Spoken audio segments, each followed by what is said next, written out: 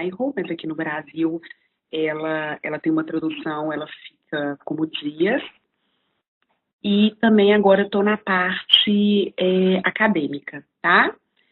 Nós vamos começar o webinar.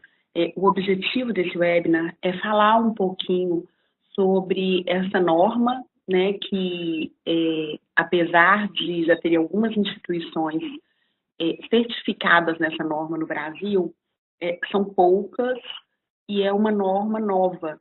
E ela teve uma tradução recente, que foi em janeiro de 2017, para o Brasil, onde tiveram algumas adaptações da norma NAIRO para a realidade brasileira, que a gente vai estar falando um pouquinho com vocês, tá? E aí, a gente vai explanar sobre esse tema durante mais ou menos 50 minutos, e no finalzinho, a gente vai deixar 10 minutos para vocês fazerem perguntas, tá? Sobre as normas. Lembrando que, como o tempo é curto, a ideia é só dar uma pincelada sobre o que é a norma e as principais mudanças, diferenças da norma em relação tanto à certificação ONA quanto à ISO, tá? Então, nós vamos focar nessas principais mudanças. Durante o treinamento, a gente não vai eu não vou estar verificando as perguntas, tá? Porque o tempo é corrido. Então, caso vocês tenham alguma dúvida, vocês podem postar no chat, mas esse chat só vai ser aberto no final da apresentação, tá bom? Bom, então aqui eu já me apresentei para vocês. Só falando um pouquinho da nossa empresa, da DNV-GL, tá? Que ela é de origem norueguesa, desde 1864, então a DNV ela tem um know-how muito grande na área de certificação, e que nós temos, na verdade, várias áreas, né? A gente atua na área de logística marítima, TI, alimentos, e aí nós temos um braço que é o braço da saúde, que é o que a gente vai falar um pouquinho hoje. Bom, qual que é a realidade da DNV no mundo? Hoje nós temos mais de 300 certificados emitidos no Brasil, tá? E toda essa parte verdinha aí que vocês estão vendo distribuídas no nosso mapa mundo aí, são áreas de atuação da DNV, tá? Hoje, no Brasil também, nós temos mais de 50 auditores qualificados nas diversas normas que é o portfólio da DNV. Então, quais são as normas hoje que a DNV trabalha? A gente trabalha com a RN 277, que é uma norma, é um selo voltado totalmente para operadoras, tá? A gente tem a ISO 31000, que é uma norma voltada para gestão de riscos. A gente tem a ISO 13485, e além disso, nós temos, principalmente voltado para a área da saúde, a gente tem o selo da ONA, tá? E o selo da NAIRO. Só lembrando também que o da ONA, além dos selos, além das certificações para instituições hospitalares, né? E laboratórios, terapias dialíticas, oncologia, nós também temos o selo de qualificação, que é para aqueles serviços de apoio ao hospital, né? Um exemplo, por exemplo, é a lavanderia, tá? Bom, e o que hoje a DNV ela tem para ofertar para os nossos clientes e futuros clientes? Nós temos os diagnósticos, tá? Sobre algumas normas, que é um serviço totalmente voluntário, e é onde nós vamos fazer uma leitura daquilo que, em cima dos requisitos que a norma, que o cliente está almejando, o que ele tem que se adequar, o que ele tem que fazer, como que ele tem que se preparar, tá? Então, é um serviço onde a gente vai focar em não conformidades, conformidades, observações, com o intuito de ajuste aos requisitos da norma almejada pelo cliente. Temos os treinamentos, as avaliações, as certificações, alguns protocolos que a DNV tem ofertado. Também fazemos avaliação de fornecedor, a acreditação, né, que são as normas voltadas para as unidades de saúde, e aí operadora e instituição hospitalar, verificação de relatório de GRI e a avaliação da rede prestadora. Isso aí, gente, é um print da tela do site da DNV, né, que ele passou por uma recente mudança, né, mudou a carinha dele, ficando um site mais dinâmico e mais moderno, tá? Virão mais algumas mudanças por aí, mudanças boas, mas quem já tiver curiosidade, né, oportunidade, entrar no site para verificar as várias opções hoje que foram colocadas para o público e clientes em termos de informação sobre gestão de risco, treinamentos, comissões, coisas obrigatórias hoje dentro do novo manual, tá? No manual de 2018.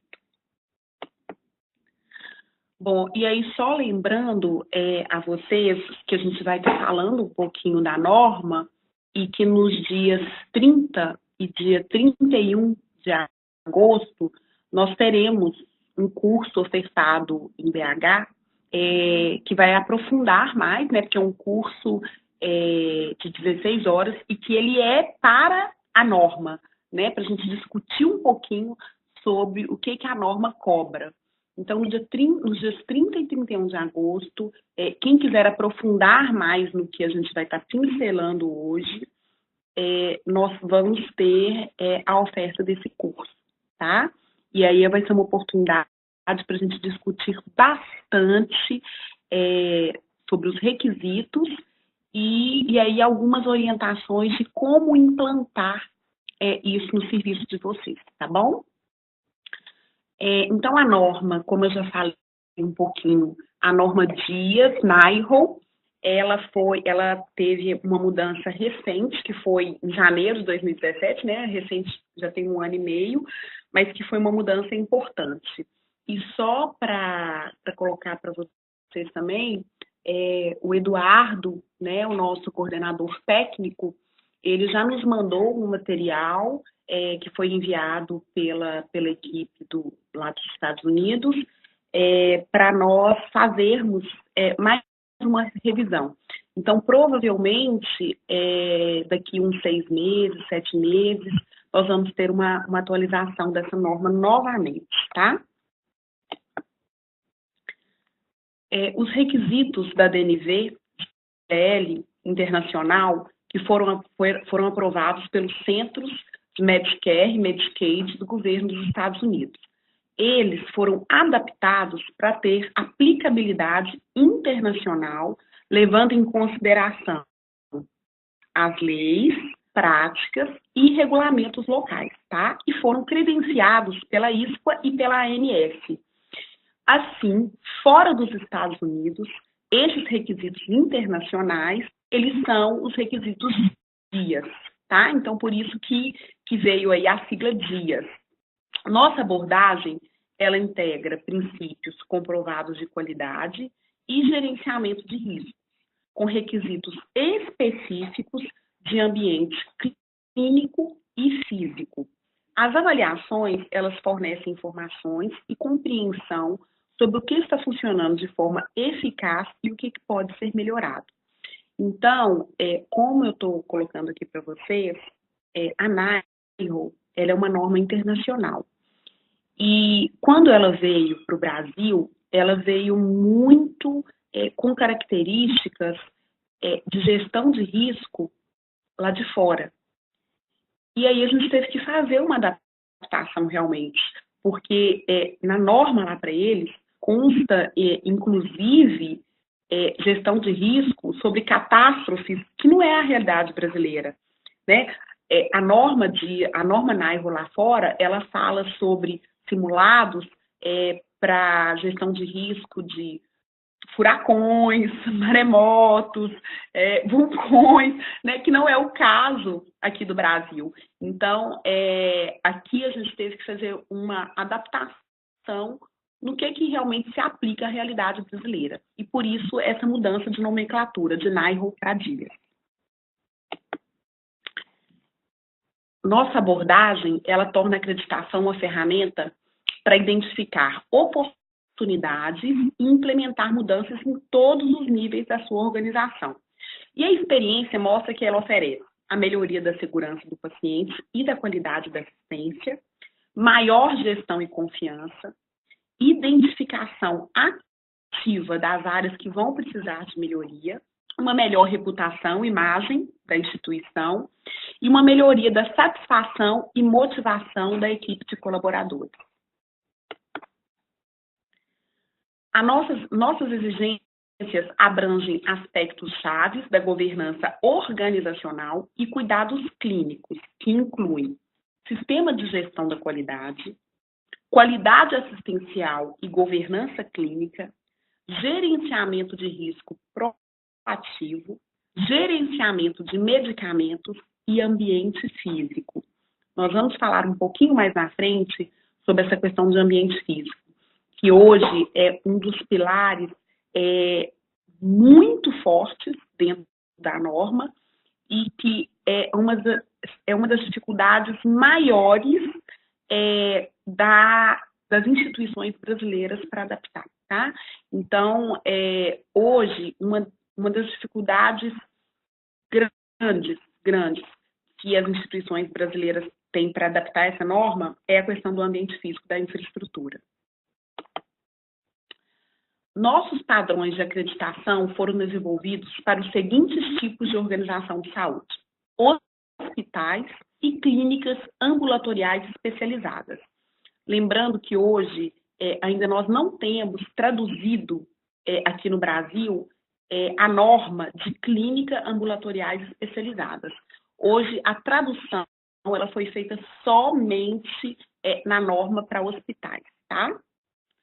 O nosso diferencial está na abordagem em 3 pilares que são fundamentais na melhoria das organizações, que são generalista, que são os requisitos de sistema de gestão da qualidade, clínico, que tem um foco assistencial e cuidado centrado no paciente, e o ambiente físico, que são os aspectos relacionados à segurança da estrutura. No pilar generalista são trabalhados os requisitos relacionados ao sistema de gestão da qualidade, planejamento da estratégia, gestão de risco e medição, monitoramento de processos.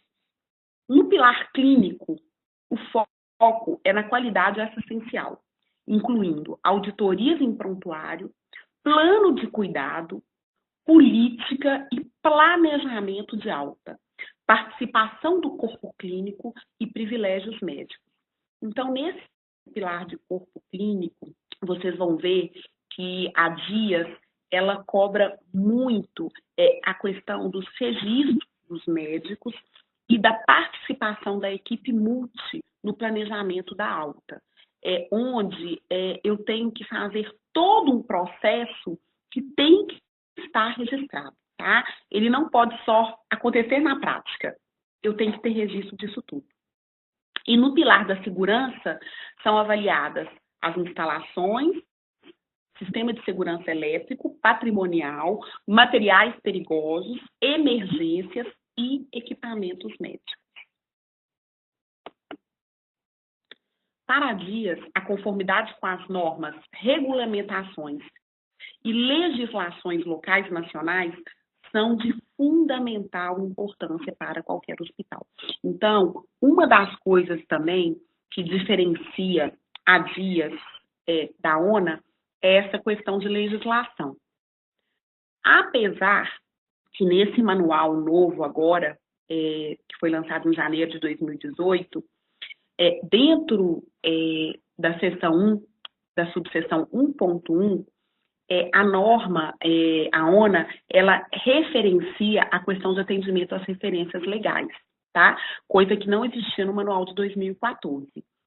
Só que a Dias, ela já vem com isso muito forte e ela, além dela colocar o atendimento das referências legais, ela ainda coloca dentro do manual dela, dentro da norma, que quando qualquer parte da norma entrar em conflito com qualquer requisito legal, a parte conflitante da norma pode ser excluída, desde que o requisito legal atenda ou supere a intenção dessa norma.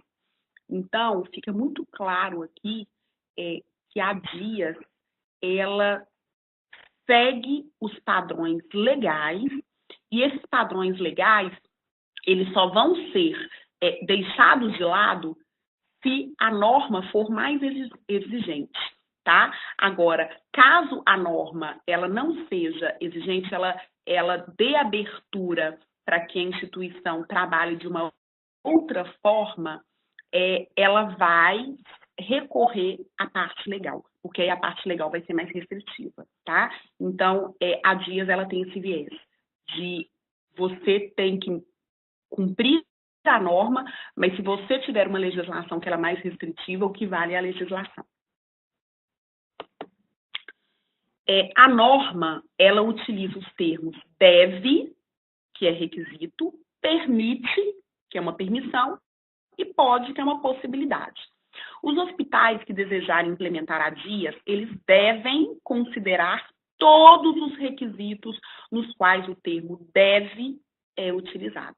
Então, quando vocês pegarem a norma e lá estiver escrito assim, o hospital deve implementar, o hospital deve estabelecer, aí, na verdade, não tem a opção de não implantar, tá?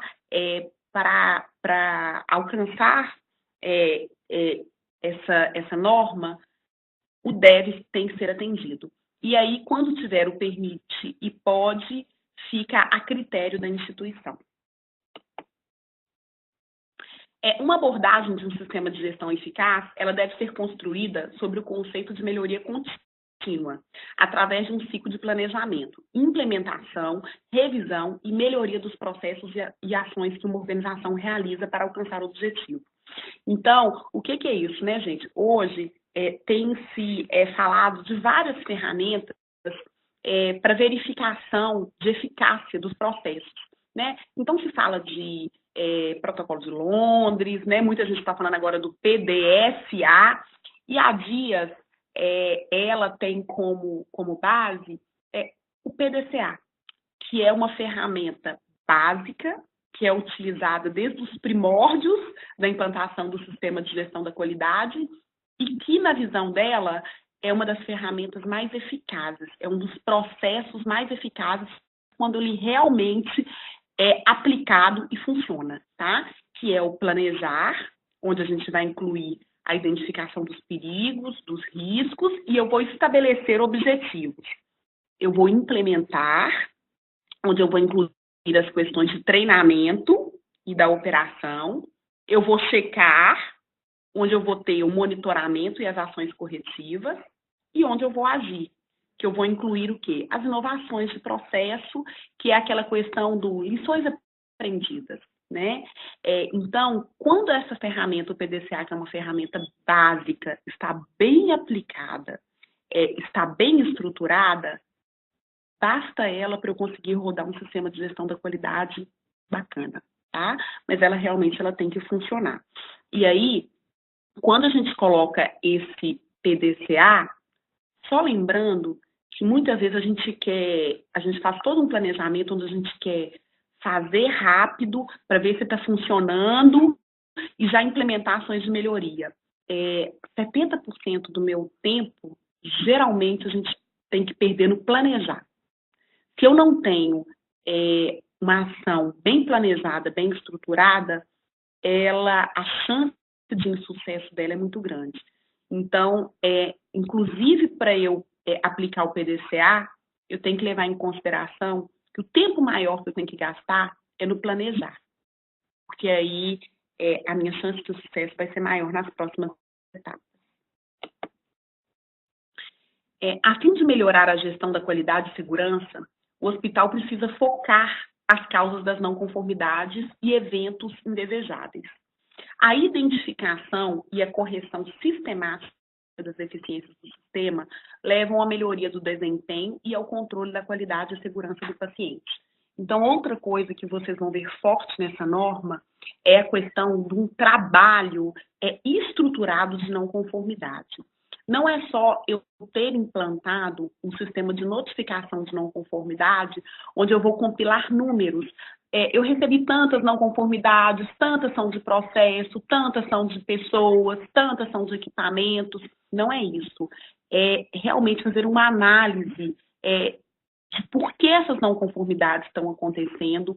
Primeira coisa, né? Antes do que elas estão acontecendo, porque eu descobri por que elas estão acontecendo, primeiro, estabelecer um processo robusto, onde as pessoas entendam a importância da notificação e não entendam e não vejam aquilo como uma ferramenta de apontar para o outro aquilo que está errado, mas de eu tentar melhorar as falhas do meu processo.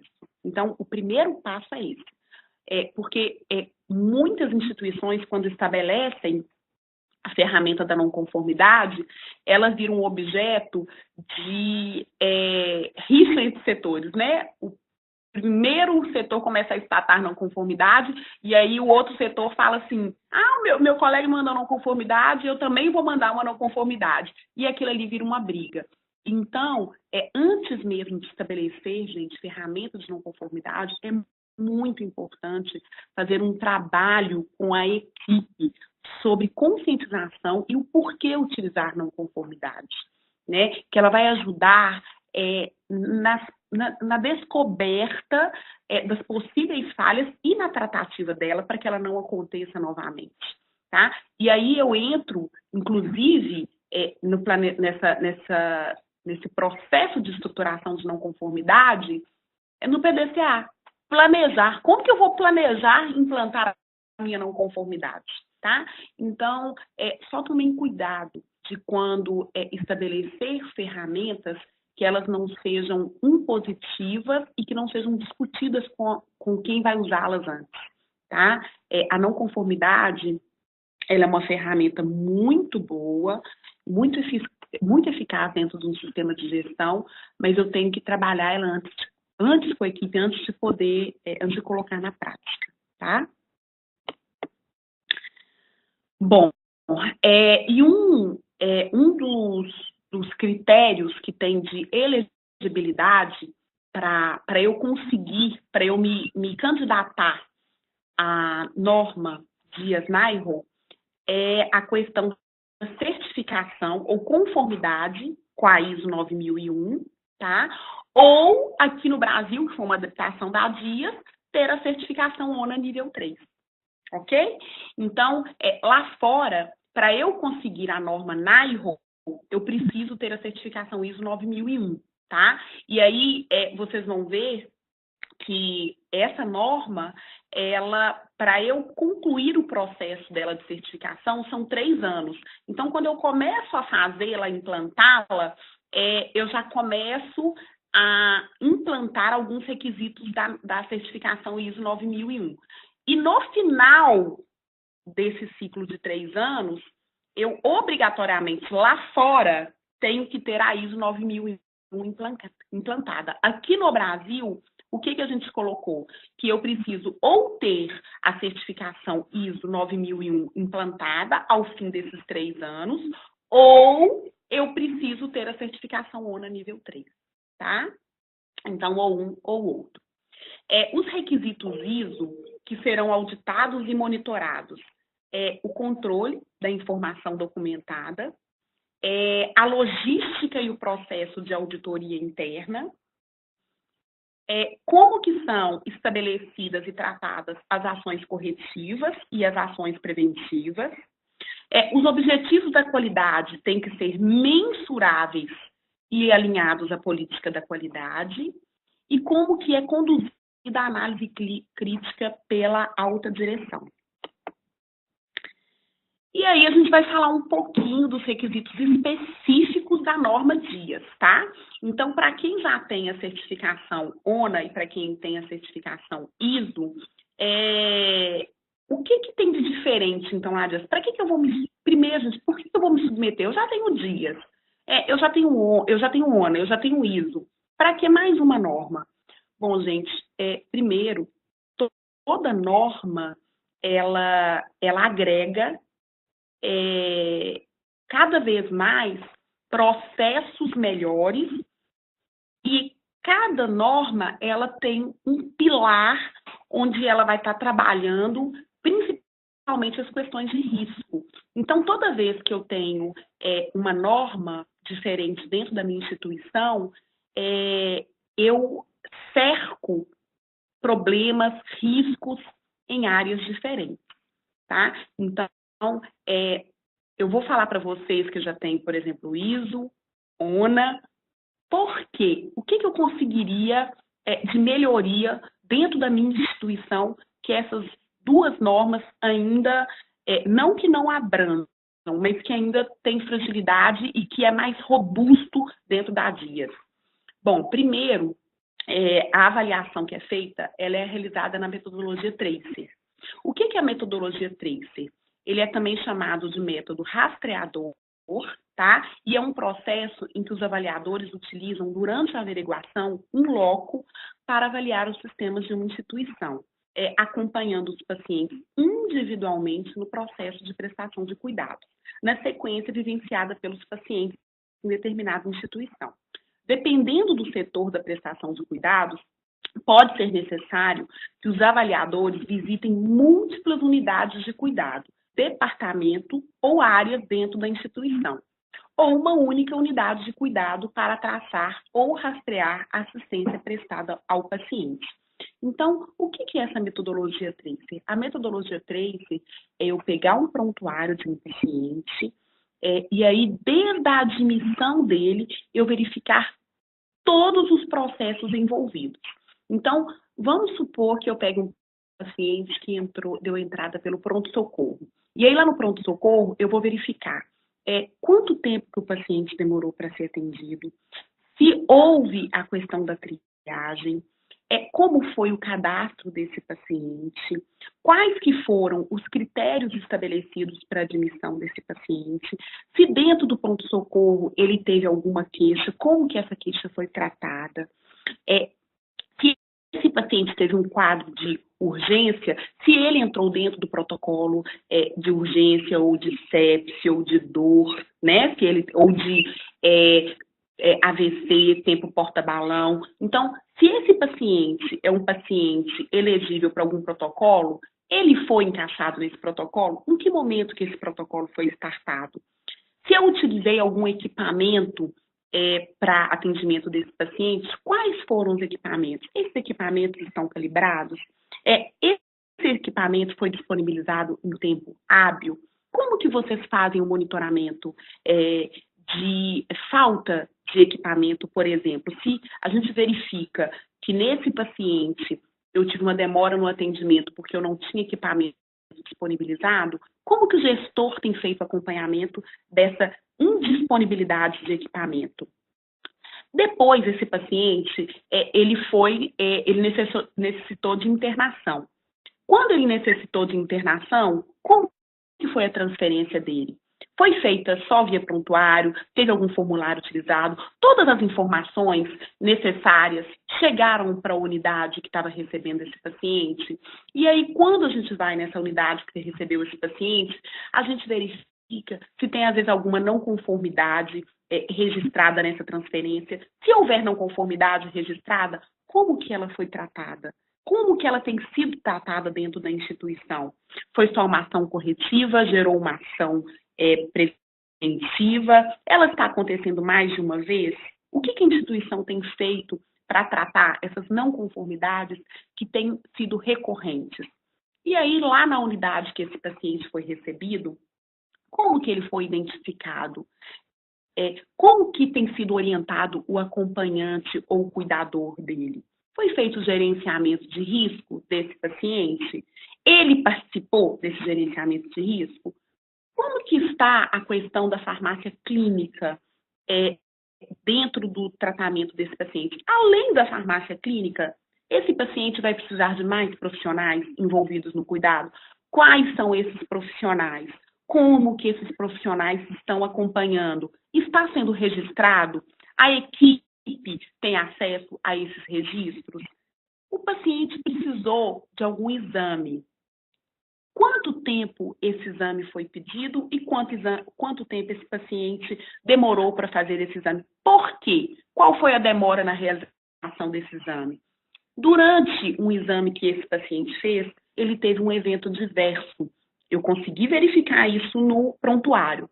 E aí, o núcleo de segurança do paciente recebeu essa notificação de evento diverso? O que foi feito em cima desse evento adverso? Como que está sendo feito o gerenciamento de risco envolvendo esses eventos, tá?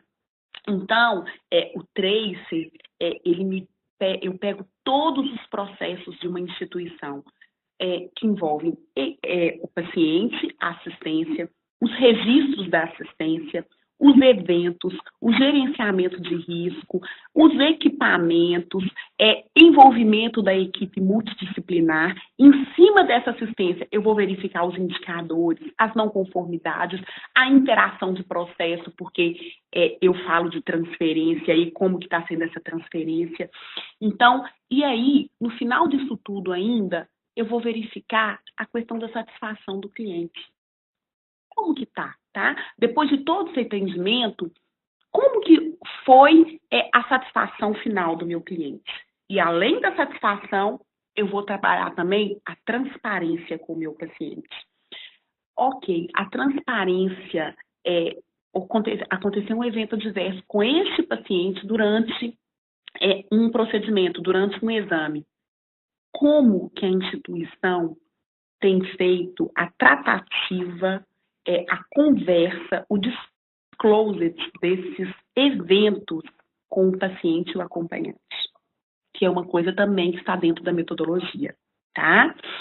E aí, a gente vai partir para um outro bracinho também dentro do paciente, que se eu rastreio 1, 2, 3, 4, 5 casos de eventos adversos dentro de um universo de prontuários, e isso é significativo, como que isso tem sido levado para a alta direção? Como que a alta direção e o corpo clínico têm participado de todos esses processos que são significativos dentro da instituição? Gerenciamento de risco, farmácia clínica, satisfação do cliente, fechamentos de eventos diversos. Como que hoje a sua instituição participa disso? Como que hoje a alta direção participa disso dentro da sua instituição? E aí a gente vai falar também dentro da norma DIAS, que é uma coisa também bem robusta dentro da norma, que é a análise de utilização, que é uma coisa nova também, tá? Que é uma coisa diferente das outras normas. Quando a gente fala de análise de utilização, a gente remete ao comitê de análise de utilização.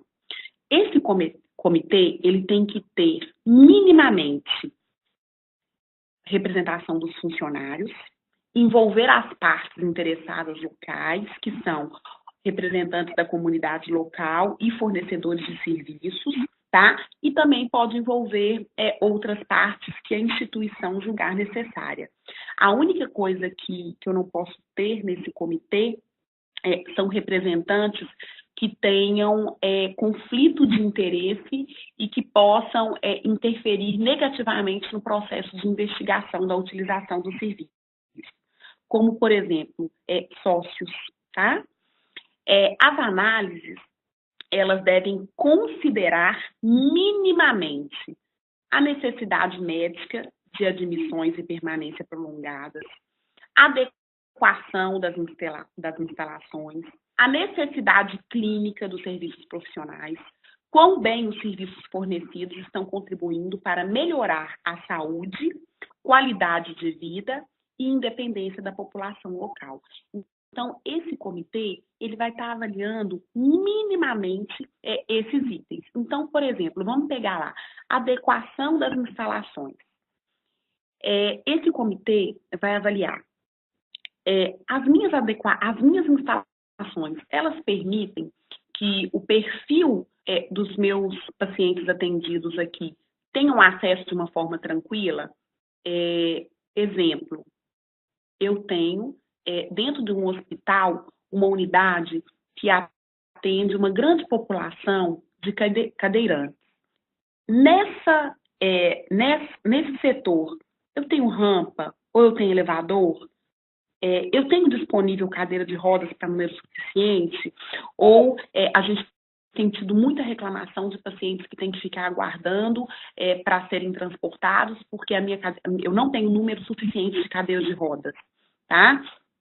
Ou então, eu tenho muita reclamação porque eu só tenho um elevador e esse elevador é utilizado pelo hospital inteiro, e aí aqueles cadeirantes, aqueles pacientes dependentes, eles têm que ficar aguardando aquele elevador por um tempo grande porque eu não tenho rampa de acesso, tá? Então, esse comitê, ele vai estar avaliando essas situações e realmente discutindo o que se pode melhorar aí. Como eu falei no início, uma das coisas que a Dias ela pega muito é a questão do ambiente físico. E aí, o que dentro dessa questão do ambiente físico eu preciso trabalhar? Primeiro, eu preciso estabelecer planos escritos de combate a incêndio. Onde eu tenho extintores de incêndio, quais tipos de extintores de incêndio eu tenho, a proteção aos pacientes, funcionários e visitantes, como que está meu plano de evacuação e como que está o meu plano de cooperação com o Corpo de Bombeiros. O plano de controle de incêndios, ele deve incluir, lembrando que tudo que deve é obrigatório, utilização de alarmes, transmissão dos alarmes ao Departamento de Combate a Incêndio. Então, eu disparei meu alarme, que em uma determinada área eu comecei um foco de incêndio. Como que o meu Departamento de Combate a Incêndios vai estar recebendo esse alarme? Resposta aos alarmes. Como que vai ser? Né? A primeira resposta vai ser através de som, eu vou sinalizar com outro alarme em contra-resposta sonoro, eu vou ligar lá no setor, em caso de incêndio isso é efetivo, uma ligação, né? Então, como que eu vou fazer a resposta, como que eu vou dar um retorno ao setor que me mandou um pedido de socorro de um incêndio? Como que eu vou fazer o isolamento do local de incêndio? Como que vai ser a evacuação desse local? Como que eu vou liberar a fumaça? Tá? Preparação dos pisos e construções para evacuação. Então, muitas vezes, uma instituição ela está se preparando para essa norma e aí ela percebe uma fragilidade dela grande, que muitas vezes, ela tem a sinalização dos incêndios de rota de fuga lá em cima, né, na parede lá em cima. Só que no momento de incêndio, qual que é a orientação? Que as pessoas, arrastem no chão, porque a fumaça vai estar em cima. E aí, quando elas arrastam no chão, vão buscar sair do local de incêndio no chão, arrastando, eu não tenho visualização nenhuma no chão. Né? Essa visualização, ela está toda em cima. Então, é uma coisa que durante a norma, ela é muito auditada, tá? A questão da visualização de local de saída, de rota de fuga, no momento de incêndio.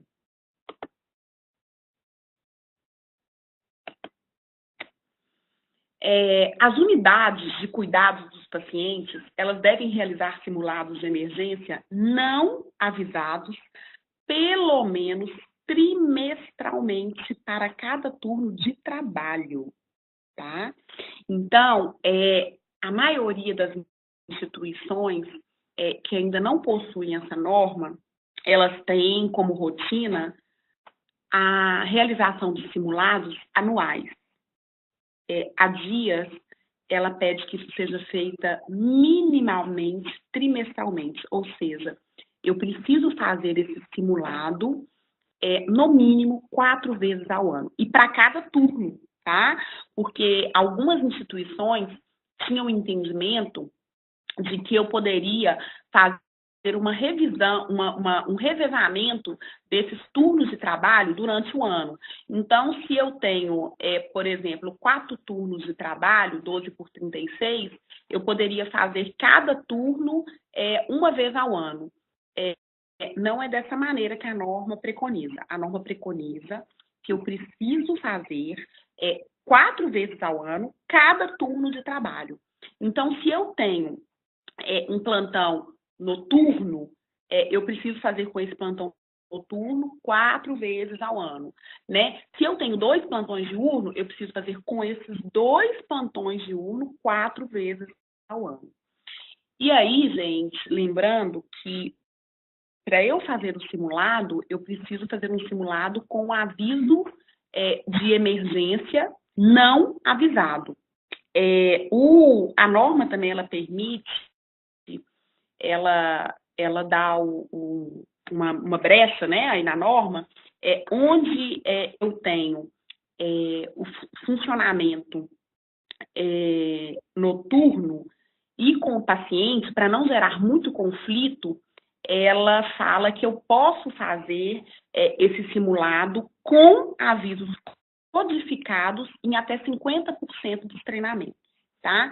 Então, em locais, para não gerar tumulto, onde eu tenho atendimento de paciente o tempo todo, esses 50% dos treinamentos, eu posso acordar com a equipe que não será sirene, por exemplo, não será um alarme sonoro e visual. Pode ser um codificado, tá? Através, às vezes, de um sistema de som, através de um alerta em uma máquina, através, às vezes, só de visual, tá? Para não gerar desconforto nem muita confusão em ambientes que eu tenho o tempo todo o paciente ali transitando.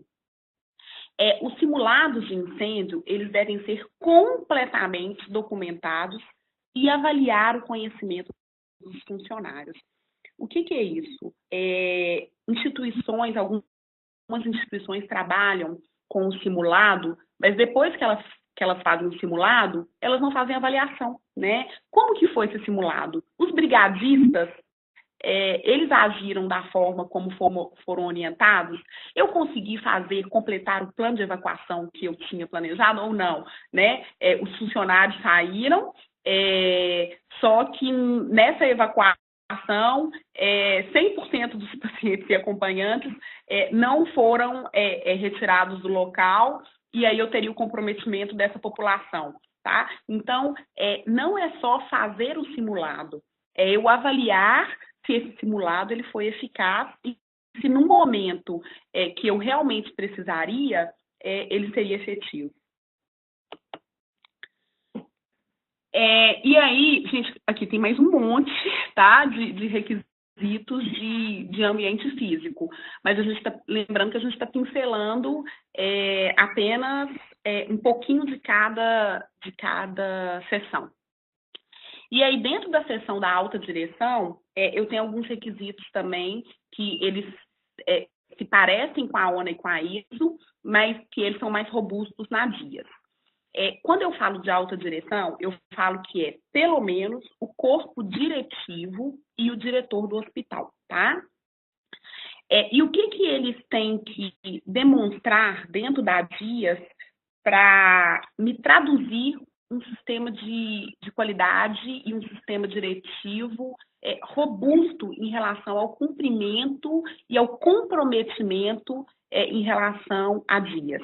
Primeiro, eu preciso que essa alta direção ela analise a eficácia do sistema de gestão da qualidade. Eu preciso que ela promova o uso da abordagem de um processo e de mentalidade de risco, que assegure a disponibilidade de recurso e que desenvolva a liderança e o comprometimento. Para isso, eu tenho que ter minimamente uma análise crítica pela direção, que ela tem que ser planejada e realizada em intervalos regulares, no mínimo anual.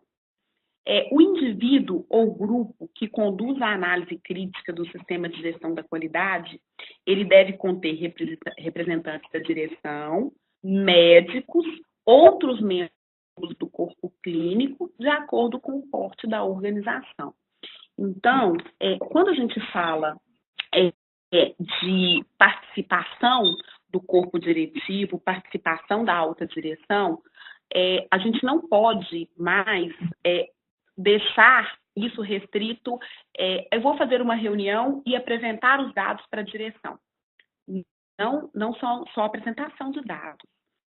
A direção ela tem que participar ativamente na proposição de ação, rodar o PDCA.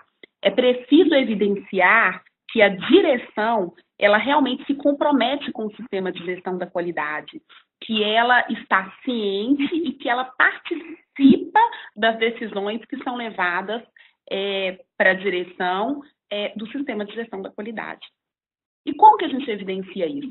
A gente pode evidenciar isso em ata, a gente pode evidenciar isso em plano de ação, mas essas atas, esses planos de ação, eles precisam demonstrar que essas ações, essas tomadas de decisão, elas partiram da alta direção, que foi munida pela gestão da qualidade e pelos seus gestores de informações. A organização ela deve medir e monitorar processos avaliando as causas e propondo ações de melhoria. E, minimamente, os seguintes elementos devem, tá? Vamos lembrar aí que o devem é obrigatório, ser incluídos. Os eventos adversos, incidentes relacionados à administração de medicamentos e serviços de terapia, incidentes relacionados ao processo cirúrgico e procedimento invasivo, procedimento de anestesia e sedação, utilização racional de sangue e hemocomponente, aplicação de imobilização ou isolamento. Só dando uma pincelada, gente, porque a gente não vai conseguir falar nesse webinar, mas a norma Dias, ela tem um capítulo, uma seção inteira e muito pesada sobre a questão da imobilização.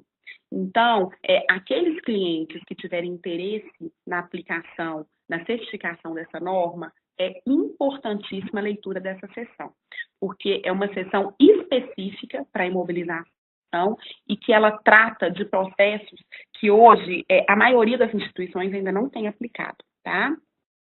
Eficácia do sistema de gerenciamento da dor, controle de infecção hospitalar, o sistema de gestão da utilização, problemas com fluxos de pacientes, incluindo pacientes mantidos por longo período nas unidades de emergência e salas de recuperação anestésica, nível de satisfação dos clientes, relatório de exames discrepantes, incluindo os de anátomo, mortes inesperadas e os eventos adversos, os NIRNIs, taxa de readmissão de paciente crítico e pertinente, tanto clínico quanto suportivo, a carga de trabalho e o estresse relacionado à carga de trabalho dos colaboradores, precisão dos tratamentos médicos e prontuários médicos e o sistema de gestão dos ambientes físicos. E aí, o que a gente escuta muito das instituições, essas instituições que buscam a norma e que já têm algum sistema de gestão da qualidade implantado, é o que elas falam. Mas, Raquel, a qualidade, ela já faz isso tudo, ela tem todos esses requisitos, todos esses processos bem planilhados, bem estruturados. Não basta estar planilhado dentro do sistema de gestão de qualidade. Isso tem que ser levado à direção. Então, o que a gente vê é que esses processos, muitas vezes, estão bem estruturados dentro do sistema de gestão de qualidade, dentro de uma instituição, mas, em momento algum, eles são levados para a direção, para o conhecimento da direção. E aí, fica só nível qualidade. E quando a gente vai conversar com a alta direção sobre, por exemplo, taxa de readmissão de paciente, a direção ela consegue falar números, mas ela sabe falar por que eu estou readmitindo, qual que é a clínica que mais readmite, O que tem envolvido nessa readmissão? Então, para dias, é fundamental que a direção ela seja munida de informações sobre esses processos, e não só números, o que hoje acontece em muitas instituições. Bom, e aí a gente falando um pouquinho do sistema da gestão de risco, né, que ele deve ser implantado e mantido, né, e que o seu desempenho tem que ser levado à autodireção, que a gente já falou aqui. O hospital tem que ter procedimentos documentados para definir, registrar, analisar e aprender com os incidentes e com as não conformidades, que a gente já conversou em slides anteriores. E o hospital tem que ter uma política e procedimento para informar o paciente sobre os seus eventos adversos imprevistos. Isso é um desafio. Inclusive, gente, esse desafio, ele tem vindo também dentro do manual novo, né? O manual da ONA de 2018, ele fala dentro do nível 3, para clientes que almejam o nível 3, a questão do disclosure, que é o quê? Eu fazer o fechamento dos eventos adversos com a participação do paciente e do acompanhante. Então, só a gente já encerrar nesse slide, tá? Porque a gente já está em cima da hora, mas que é um tema polêmico. Raquel, eu preciso discutir com o meu paciente, com o meu acompanhante sobre evento adverso. Para a ONA, para quem tem nível 3, sim, tá? Para dias, sim, eu preciso. E aí, como a instituição vai fazer isso, ela vai definir. Vai ser com todo mundo, vai ser com o paciente, vai ser junto com a autodireção, quem vai participar, em que momento eu vou fazer isso, de que forma que eu vou fazer isso. E aí, só contribuindo que nenhuma instituição hoje consegue fazer isso sem envolver a direção e sem envolver principalmente o departamento jurídico, tá? E lembrando que para esse processo eu também tenho que rodar o PDCA. O que é rodar o PDCA? Planejamento. Não implantem esse processo sem antes planejar de forma estruturada, de forma organizada. É um processo novo, é um processo difícil e que expõe a imagem da instituição. E que ela só não vai ser exposta se eu tiver um planejamento muito robusto na minha primeira fase, tá? Bom, vou encerrar, lembrando que dia 30 e dia 31 a gente vai ter o curso aqui em BH. Quem quiser conhecer de forma mais aprofundada a norma, vai ser a oportunidade, porque nós vamos discutir muito sobre essa norma, e estou à disposição agora, abrindo para as perguntas, tá? A Luciene, que é a comercial do DNV, está aqui comigo agora no escritório, e algumas perguntas já estão chegando no chat dela. Então, eu vou ler e vou tentar responder algumas até 11 horas, tá bom?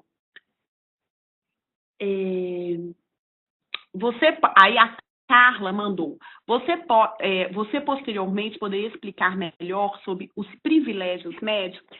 Claro, Carla.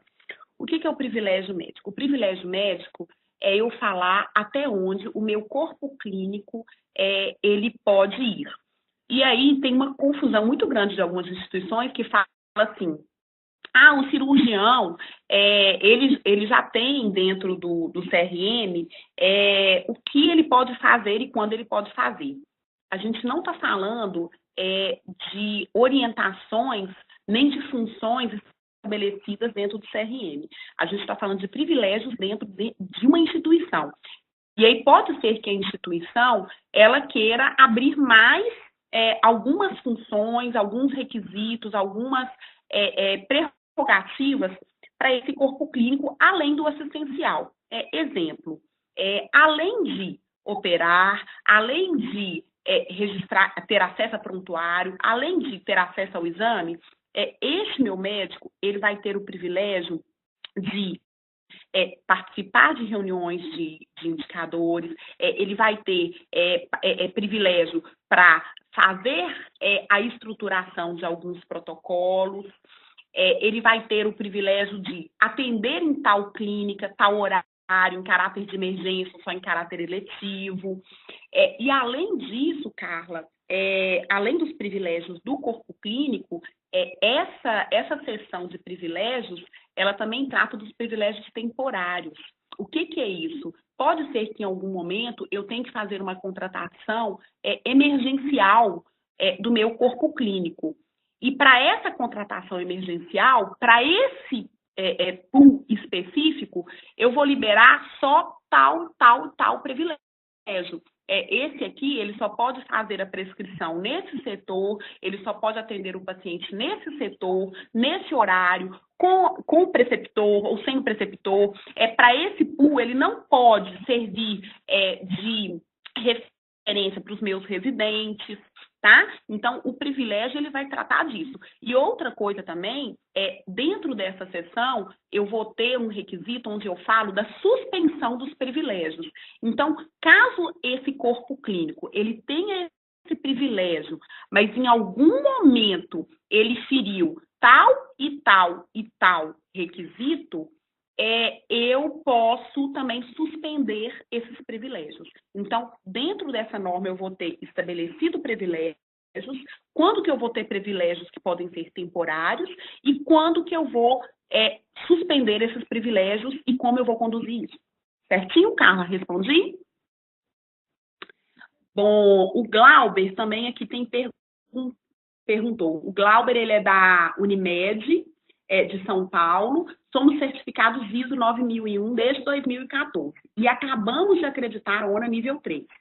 Sobre a DIAS, se começarmos a implantar desde já, quanto tempo estima de preparação?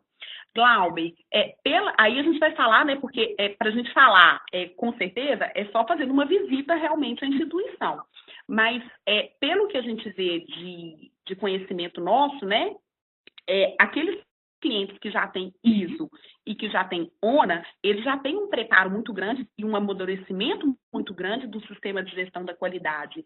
E aí a gente tem que pegar aqueles itens que são diferentes dentro dessas duas normas e que são específicos das DIAs para implementação. E aí, alguns deles nós já discutimos aqui nesse webinar, mas que tem outros. O que eu vejo, geralmente, desses clientes que já têm esses dois tipos de norma? Se eles pegarem a norma a fundo e trabalhar esses requisitos que são diferentes, 6 meses eu já posso pedir, às vezes, um diagnóstico, tá? Lembrando que a DIAS, ela é um processo que ela é cíclico. Então, eu tenho uma primeira visita que é o diagnóstico, depois eu tenho, em um ano, eu tenho uma outra visita que eu vou verificar as conformidades de ISO e algumas coisas já de documentação da DIAS. Eu tenho aí eu tenho uma visita no segundo ano, onde eu vou verificar a implementação desses requisitos, e eu tenho o fechamento do ciclo, que aí sim eu tenho a certificação DIAS, que são com os 3 anos, né? Que aí eu fecho em 3 anos. Então, você não precisa ter tudo totalmente implantado na primeira visita, mas por um preparo de um cliente que já tem ISO e que já tem ONA, acredito eu, com a minha experiência, que 6 meses vocês já conseguem fazer um trabalho legal com esses requisitos diferentes, tá? Bom dia, Raquel. Aí eu tenho uma outra, essa aqui é da Kelly, aqui de baixo. Tem outra pergunta também aqui do Hospital Medical. Bom dia, Raquel. Referente aos objetivos da qualidade, como devemos realizar o monitoramento alinhados à política? Bom, primeiro, você tem que verificar quais são os objetivos. Você tem que estabelecer qual que é o objetivo. Qual que é o objetivo da qualidade? O objetivo meu da qualidade é implantação de documentos, implantação de indicador de resultado e de processo e de resultado financeiro. E, além disso, eu também quero a implantação do núcleo de segurança do paciente. Então, como que a gente vai monitorar isso? Primeiro, eu posso monitorar isso através de auditoria interna, para verificar implantação de documento. Eu posso fazer o monitoramento disso através de uma verificação, se vocês trabalham com sistema, de verificação do sistema. Quais documentos estão implantados, se eles estão seguindo a padronização, quanto tempo que eu tenho demorado para liberar esses documentos. Então, os objetivos da qualidade, como que eu vou monitorar? Eu posso ter um indicador que fala implementação de documentos, né? Eu estou dando exemplos, tá, gente, aqui. Isso não é prescritivo. Vocês podem utilizar vários outros indicadores. Se eu tenho um objetivo da qualidade, que é implantação do núcleo de segurança do paciente, e aí, dentro desse núcleo de segurança do paciente, eu vou trabalhar protocolos. Então, qual que vai ser o indicador da qualidade? Implementação de protocolo, adesão de protocolo e efetividade. Raquel, mas isso são dos setores, mas não é o objetivo da qualidade? Então, a qualidade precisa acompanhar isso, tá? Claro que eu vou ver isso aplicado dentro dos setores, mas a qualidade enquanto objetivo de implantação de núcleo de segurança do paciente, ela precisa fazer essa mensuração, tá? Entenderam? Gente, acabou o tempo. Tá? Então, aqui, se vocês tiverem mais perguntas, porque a Lu tá me colocando aqui que estão chegando mais perguntas, podem enviar para o e-mail das meninas do treinamento, tá? Da DNV. Porque aí a gente vai tentar responder algumas. E aí, lembrando mais uma vez que dia 30 e dia 31 a gente vai ter o curso, que é uma oportunidade ótima para quem quer conhecer um pouquinho mais da norma, tá? Espero ter atendido a expectativa de vocês e estou à disposição para conversar mais um pouquinho sobre o assunto, tá? Bom dia para todos e bom serviço para todos e mãos à obra aí para quem quer implantar dias, que é um desafio. Obrigada.